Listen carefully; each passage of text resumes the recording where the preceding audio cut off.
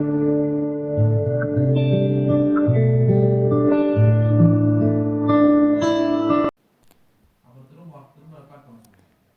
இன்றைக்கி பார்க்க போகிறது என்ன அப்படின்னா, முருங்கைக்கீரை சூப் எப்படி பண்ணலான்னு பார்க்க போகிறோம். இது ரொம்ப ரொம்ப உடம்புக்கு நல்லது.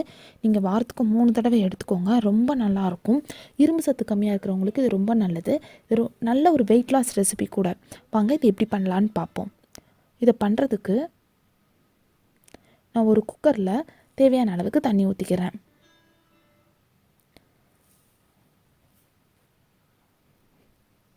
நான் முருங்கைக்கீரையை எடுத்து அந்த இலை எல்லாத்தையும் நல்லா உதுத்து கழுவி வச்சுருக்கிறேன். அதை இப்போ நம்ம குக்கரில் போட்டுக்க.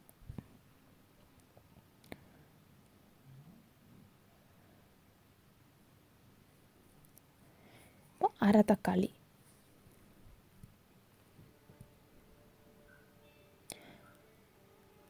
3 பல் பூண்டு, 2 சின்ன வெங்காயம்,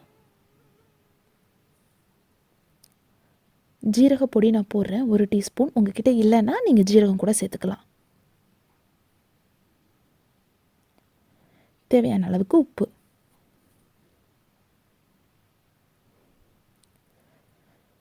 இப்போ இதை நல்லாத்தையும் கலந்து விட்டுருங்க. இப்போ குக்கரில் 5 விசில் வரைக்கும் வச்சு நம்ம இறக்க போகிறோம். இப்போ 5 விசில் வந்துட்டு பாருங்கள், நல்லா வெந்திருக்கு. இப்போ இதை நல்லா ஆற விட்டுருங்க.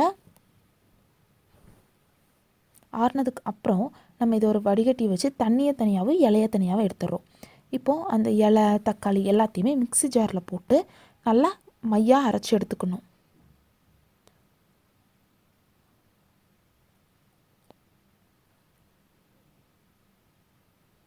இப்போ பாருங்கள், நல்லா மையாக அரைச்சி எடுத்தாச்சு. இப்போ இதை மறுபடியும் நம்ம குக்கரில் போட்ட போகிறோம். எல்லாத்தையும் எடுத்து குக்கரில் போட்டுக்கோங்க. இப்போ நம்ம எடுத்து வச்சுருந்த தண்ணி அதை எடுத்து ஊற்றிக்கலாம். இப்போ இந்த டைமில் உங்களுக்கு கூட கொஞ்சம் தேவை சூப்பு அப்படின்னா நீங்கள் தண்ணி எக்ஸ்ட்ரா ஆட் பண்ணிக்கோங்க. ஆட் பண்ணிவிட்டு உப்பு செக் பண்ணிக்கோங்க. உப்பு கரெக்டாக இருக்கான்னு. பத்தலை அப்படின்னா நீங்கள் ஆட் பண்ணிக்கோங்க உப்பு.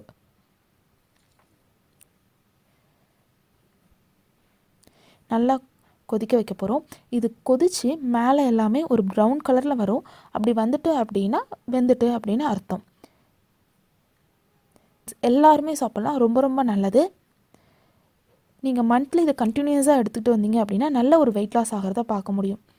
இப்போது இதை நம்ம ஒரு பவுலுக்கு மாற்றுறோம்.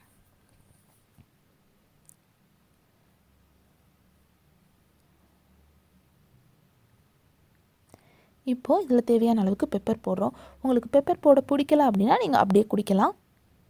இதை உங்கள் வீட்டில் கண்டிப்பாக நீங்கள் ட்ரை பண்ணி பாருங்கள். எப்படி வந்துச்சுன்னு எனக்கு கமெண்ட்டில் சொல்லுங்கள். உங்களுக்கு பிடிச்சிருந்துச்சி அப்படின்னா லைக் பண்ணுங்கள், ஷேர் பண்ணுங்கள், என்னோடய சேனலை சப்ஸ்கிரைப் பண்ணுங்கள், கீழே இருக்கிற பெல் பட்டனை கிளிக் பண்ணுங்கள்.